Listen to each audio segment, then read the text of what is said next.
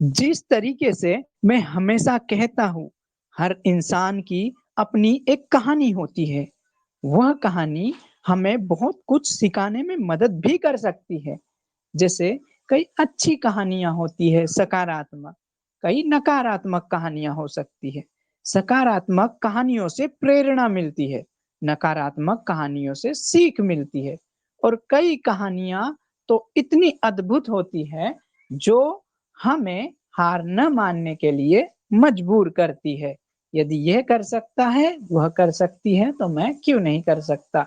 आज की यह कहानी मनीषा झोड़े जी की है। मनीषा जी पढ़ रही है बीए के द्वितीय वर्ष में, माने बीए सेकेंड ईयर कर रही है। ये बहुत ही प्रभावशाली वक्ता है, संगीत में भी इनकी बेहतरीन रुचि है। इसके साथ-साथ अपना अपने बेहतरीन ज्ञान संपादन के लिए जानी जाती है। विभिन्न प्रकार के विषयों का विभिन्न-विभिन्न प्रकार का ज्ञान यह संकलित कर अपने पास सजाए हुए है। तो नमस्ते मनीषा जी, आपका हमारे आज के इस पॉडकास्ट में बहुत-बहुत स्वागत है। कैसे हो आप? मैं बहुत अच्छी हूँ सर और थैंक यू। तो मनीषा जी, ये आपका सफ़र कब से शुरू होता है? जैसे आप बता रही थी कि आप दृष्टिहीन भी हो, तो आपको कैसे पता चला? ये पहले मतलब आप कहाँ पढ़ी? ये थोड़ी-सी जर्नी हमारे दर्शकों के लिए आप स्पष्ट कर दें।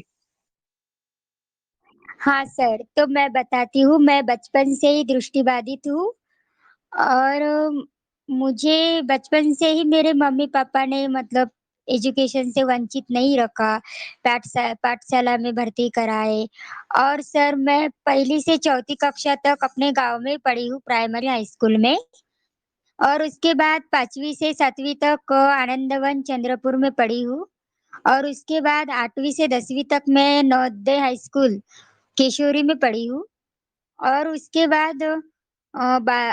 बाद मैं फर्स्ट ईयर से दीक्षा भूमि अम्बेडकर कॉलेज नागपुर में पढ़ रही हूँ अभी। अच्छा मनीषा जी, आपने बताया कि आप दृष्टिबाधित हो बचपन से ही।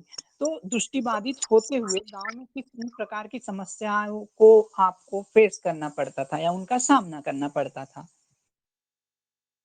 हाँ सर, मुझे दृष्टिबाधित होके भी अकेले स्कूल जाना-आना और अकेले ही मतलब जैसे कि अभी मैं बाहर गाँव में पढ़ती थी, तो मम्मी-पापा छोड़ने के लिए तो आते थे, पर जब हॉस्टल से स्कूल अकेले जाना, अपने खुद के काम खुद करना, ऐसे बहुत कुछ करना पड़ता था सर।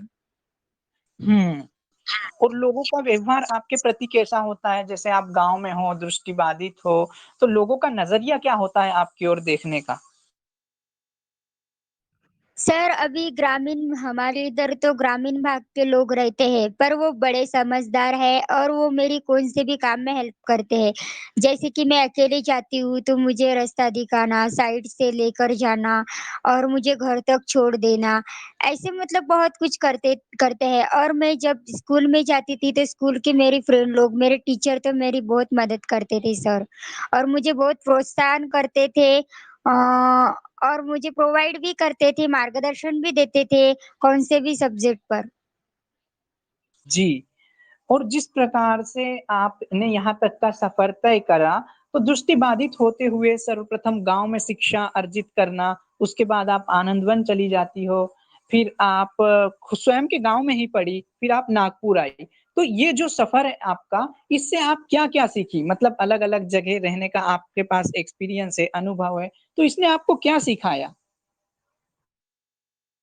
हाँ सर, मैं बचपन में जब स्कूल जाती थी, तो मेरे गाँव में मुझे एक कार्यक्रम करने के लिए मतलब जैसे कि नाट्य कला में भाग लेना, जैसे कि मिमिक्री करना, यह मैंने बचपन में ही सीखा था अपने स्कूल में।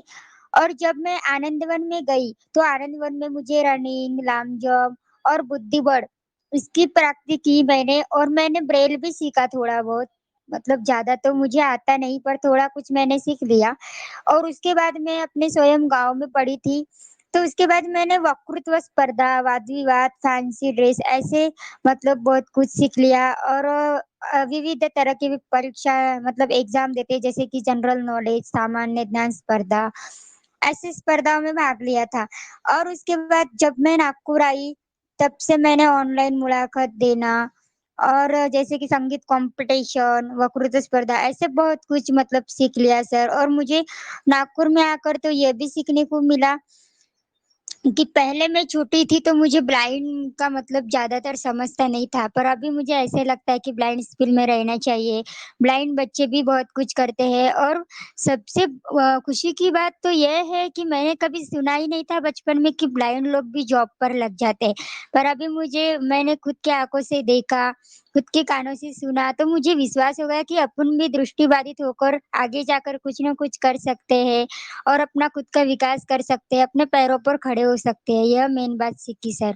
और मैंने दूसरी बोले तो राइटर, मुझे राइटर यानी क्या होता है ये तो मुझे पहले समझता ही नहीं था। पर मैं जब से नागपुर में आई हूँ तब से मैं मुझे राइटर क्या होता है, राइटर को कैसे प्रोवाइड करना है, राइटर को कैसे हेल्प करना है, कैसे समझाना है, ऐसे मैंने बहुत कुछ सीख लिया है सर यहाँ पर आकर। जी, निश्चित रूप से यह सराहनीय है, जो भी आपने अर्जित किया। मेरा अगला सवाल आपसे यह है, जैसे आप बता रही थी कि आप मिमिक्री भी कर पाती हो, तो क्या आप किसी की मिमिक्री कर पाती हो? हाँ सर, मैं मिमिक्री कर पाती हूँ। जैसे कि मैंने देखो, अभी मैंने फर्स्ट टाइम में झाँसी की रानी की मिमिक्री की थी, सुभाष थोड़ा-सा चंद्र बोस की बताओगे? मिमिक्री की थी और सबसे बेस्ट बात ये है कि जो स्त्रियों को शिक्षण देने वाली सावित्रीबाई फुले है, उसकी भी मिमिक्री की थी सर मैंने। हाँ, तो थोड़ा आप करके बता सकते हो?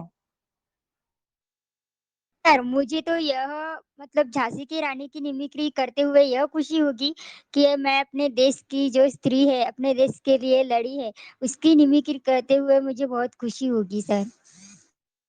तो निश्चित रूप से करके बता दीजिए एक बार। हाँ, ठीक है सर। सूर बड़ी मर्दानी थी, सूर बड़ी मर्दानी थी, वो झांसी वाली रानी थी। भाग फिरंगी भाग, मैं मेरी झांसी नहीं दूंगी, नहीं दूंगी, नहीं दूंगी। दूध मांगे तो खीर देंगे, दूध मांगे तो खीर देंगे और भारत मांगे तो चीर देंगे, भारत मांगे तो चीर देंगे। जय हिंद। क्या बात है मनीषा जी, ये अद्भुत प्रतिभा की धनी हो आप। मेरा अगला सवाल था आपसे कि जैसे आप बता रही थी सावित्री बाई फुले की भी आपकी हो मिमिक्री, तो क्या आप करके बता सकते हो वो भी किस प्रकार से की थी आपने? सावित्रीबाई ने तो स्त्रियों के लिए यही शब्द बोले थे। वो क्या है सावित्रीबाई ने मराठी में बोले थे तो हम हिंदी में तो नहीं बोल कर सकते हो सकते। ना? नहीं, मराठी में ही बोलना है आपको, कोई दिक्कत नहीं। हाँ, तो मराठी में ऐसे बोले थे सावित्रीबाईंनी, शिका लेकीन नो शिका, संघर्ष करा, शिक्षणाचा विकास करा. स्त्रियांना फक्त चूल आणि मूल नाही, तर स्त्रियांना शिक्षण शिकून कुटुंब सांभाळायचे आहे. शिका लेकीन नो शिका, आपल्या कुटुंबाचा, देशाचा विकास करा आणि पुढे जाऊन स्त्रियांची बळ संख्या वाढवा, सक्षम व्हा. क्या बात है! मनीषा जी, आपके अंदर बहुत टैलेंट जो है कूट-कूट के भरा हुआ है। अगला अगली जो प्रतिभा है वो है वक्तृत्व। आप बेहतरीन वक्ता हैं मराठी भाषा की। तो ये वक्तृत्व की जो लगन है वो कब से शुरू हुई आपके अंदर में? कब से बोलना शुरू किए? और दूसरा सवाल मेरा इसके बाद यही रहेगा कि एक अच्छा वक्ता बनने के लिए क्या करना चाहिए? जैसे कि आप बेहतरीन वक्ता भी हैं। आप बोल पाती हैं, आप एक पब्लिक स्पीकर हैं। तो आप ये बताइए कि इसकी लगन आपके अंदर कहाँ से शुरू हुई और आप कब से कर रही हो यह और एक अच्छा वक्ता बनने के लिए क्या किया जा सकता है? हाँ सर, तो आपने मुझे जैसे कि सवाल पूछा कि आप वक्तृत्व कैसे-कैसे सीखी, कहाँ से सीखी, कब से कर रही हूँ? तो मेरा जवाब ये है सर कि जब मैं 8वीं कक्षा में थी, तब हमारे स्कूल में स्नेह सम्मेलन का आयोजन किया था और स्नेह सम्मेलन में मैंने भाग लिया था और वक्तृत्व मतलब महाराष्ट्र दिन साजरा मतलब महाराष्ट्र दिन किस तारीख को साजरा किया जाता है, यह मुझे विषय था वक्तृत्व स्पर्धे में, नहीं क्या? तो जी। मैंने बोलना शुरू किया तो जैसे कि वक्तृत्व स्पर्धा के जैसे नियम होते हैं कि 3 मिनट से 5 मिनट तक, तो मैंने बोल लिया और मेरा फिर नंबर भी आया फर्स्ट। तब से मुझे वक्तृत्व स्पर्धा में इंटरेस्ट ज़्यादा आने लगा कि अब हम लोग जैसे कि हम लोग स्कूल में बोल पाते हैं 1000 बच्चों के सामने, तो हम पब्लिक सिटी के सामने क्यों नहीं बोलते? सही बात है। फिर तब से और अच्छा वक्ता बनने के लिए क्या करना चाहिए? जैसे लोगों को डर लगता है बातचीत करने में, बोलने में, स्टेज में जाने में, भाषण देने में, तो आपको क्या लगता है कि इस डर को भगाने के लिए क्या किया जा सकता है? हाँ सर, तो मैं पब्लिसिटी से और व्यूअर्स से सबसे पहले यही कहूँगी कि आप सबसे पहले खुद से बातें करना सीखो। खुद के अंदर एक जागरूकता, खुद के अंदर एक सहन शक्ति बनाओ कि हम लोग खुद से बातें करते हैं। फिर धीरे-धीरे आप लोग अपने फ्रेंड लोगों से बातें करना सीखो। अपने फ्रेंड लोगों से किस भी विषय पर बातचीत करो। उस वो जैसे कि आप मुझे क्वेश्चन कर रहे हो, मैं आपको आंसर दे रही हूँ, ऐसे बातें करना सीखो टीचर से, स्कूल के बच्चों से। फिर ऐसे करते-करते आप एक आधी विषय लेकर जैसे कि हम लोग पेपर में निबंध लिखते हैं, वैसे आप बोलना सीखो। सबसे पहले मेन बात तो यही है सर कि बातें करना सीखनी चाहिए। जी, निश्चित रूप से। तो इसके बाद आपने बताया था हमको कि आपकी संगीत में भी रुचि है, तो ये संगीत में रुचि कब से आई, कैसे आई? और संगीत में रुचि तो मुझे बचपन से है सर, पर मुझे मतलब संगीत उतना सुर से गाना नहीं आता था। जब से मैं आनंदवन गई थी, आनंदवन में मुझे संगीत का एक विषय था। तो उसमें मुझे सिखाया जाता था कि संगीत कैसे गाया करते हैं, कौन से गाने को कैसा सुर देना चाहिए, कैसे ताल में गाना चाहिए। तो इसके बाद से मुझे संगीत में भी थोड़ी-थोड़ी रुचि आने लगी और जैसे-जैसे मैं आगे-आगे पढ़ते गई, वैसे-वैसे संगीत कॉम्पिटिशन मुझे मिलते गए। तो मैं प्रोग्राम करते-करते फिर मुझे संगीत में बहुत ज़्यादा इंटरेस्ट आने लगा। तो क्या आप आपके मन पसंदीदा कोई गाना हो, यह सुनाना चाहोगी? कोई मन पसंदीदा गाना जो आपके दिल के करीब हो? हाँ सर, ठीक है। जी।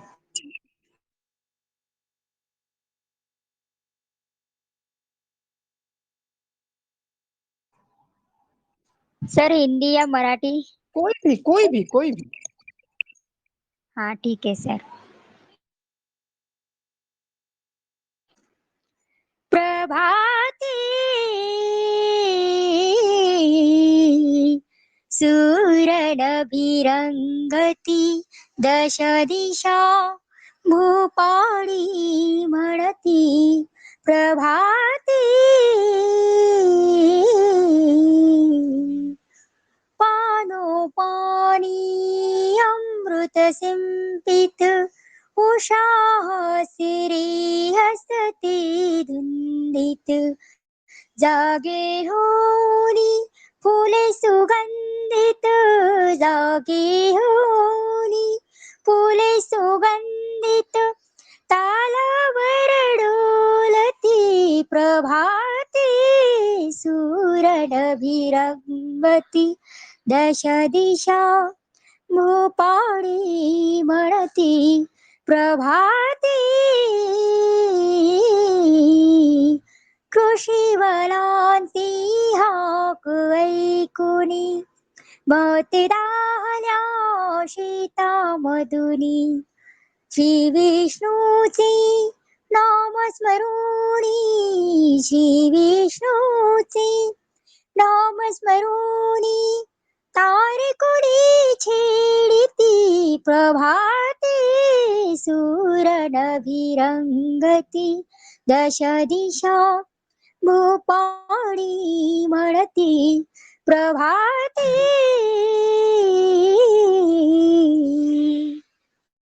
क्या बात है! अप्रतिम मधुरता समाई हुई है आपके इस संगीत में। तो आपको किसने सिखाया संगीत? इतना मीठा गाना कैसे सीखी आप? सर संगीत टीचर का जो नाम देना है तो सबसे पहले मैं नाम दूंगी हमारी आनंदवन के आकाश भैसाली सर और उसके बाद मुझे दूसरा संगीत टीचर मिला वो है लीला लीला मैम। अच्छा, जी। तो इन्होंने आपकी संगीत की प्रतिभा को निखारने में बहुमूल्य रोल अदा किया। कोई हिंदी गाना भी सुना सकते हो आप? ठीक है सर। जी। दिल में तुझे बिठा के दिल में तुझे बिठा के कर लूंगी मैं बंद आंखें, पूजा करूंगी तेरी, होके रहूंगी तेरी। मैं देखूं तुझे पिया और ना देखे कोई, मैं देखूं तुझे पिया और ना देखे कोई। एक पल भी सोच रहे हैं किस विध मिलना कोई, सबसे तुझे बचा के कर लूंगी मैं बंद आंखें, पूजा करूंगी तेरी, होके रहूंगी तेरी। ना कोई बंधन जगत का, पहरा ना दीवार, ना कोई बंधन जगत का, पहरा ना दीवार। दो दीवारे कोई न जाने, जी भर कर ले प्यार, सबसे गले लगा के कर लूंगी मैं बंद आंखें, पूजा करूंगी तेरी, होके रहूंगी तेरी। दिल में तुझे बिठा के, दिल में तुझे बिठा के कर लूंगी मैं बंद आंखें, पूजा करूंगी तेरी, होके रहूंगी तेरी। उत्कृष्ट, अद्भुत प्रतिभा आपने प्राप्त की है। आपकी फेवरेट सिंगर है कोई जिन्हें आप बहुत ज्यादा सुनते हो?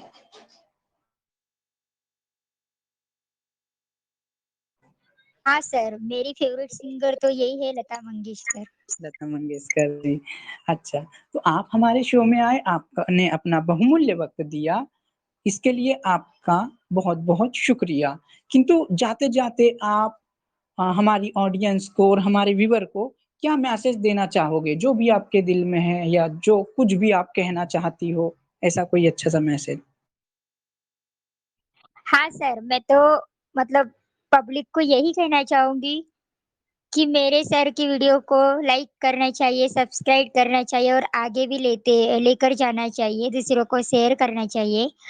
और आपको हेलो गाइस, आपको मेरी मुलाकात कैसी लगी? इसके बारे में हमारे वीडियो के कमेंट बॉक्स में ज़रूर लिख कर बताना और सुनना और आप भी कुछ सीखना। जैसे कि ब्लाइंड लोग ऐसे आगे जाकर ऐसे-ऐसे मुलाकात देते हैं, ऐसे बहुत कुछ करते हैं, वैसे साइटेड लोगों को भी करना चाहिए। यही मेरा संदेश है सर। और मैं आपसे यही कहना चाहूँगी कि आपको जब भी मेरी मुलाकात लेने के लिए ज़रूरत पड़े, तब भी मैं आप लोगों के साथ हूँ। निश्चित रूप से ये सुन के मुझे बहुत अच्छा लगा। मनीषा यही बोलना चाहती है, यदि वह दृष्टिबाधित होकर इतना कुछ कर सकती है, हौसला जगाए रख सकती है, उम्मीदों को बुलंदी दे सकती है, तो आप देख पाते हो, चल पाते हो, सब कुछ है। फिर भी आप हौसला क्यों हार जाते हो? यही मोटिवेशन वो दे रही थी। मनीषा, आपको आपकी आने वाली ज़िंदगी के लिए ढेरों शुभकामनाएँ और आपका भविष्य जो है सूरज की तरह चमकेगा। इसकी इसके लिए हम श्योर है पूरी तरीके से, हमें विश्वास है क्योंकि जिस प्रकार की प्रतिभा आप हर क्षेत्र में पारंगत नज़र आती हो। तो फिर से ये सारी मतलब शब्द बहुत कम है आपकी प्रतिभा के लिए। आपको all the best for your future और आने के लिए ढेर सारा शुक्रिया आपका। ये हमारे भाग्य है कि हमको आप जैसे आर्टिस्ट मिलते रहते हैं। धन्यवाद। Thank you sir.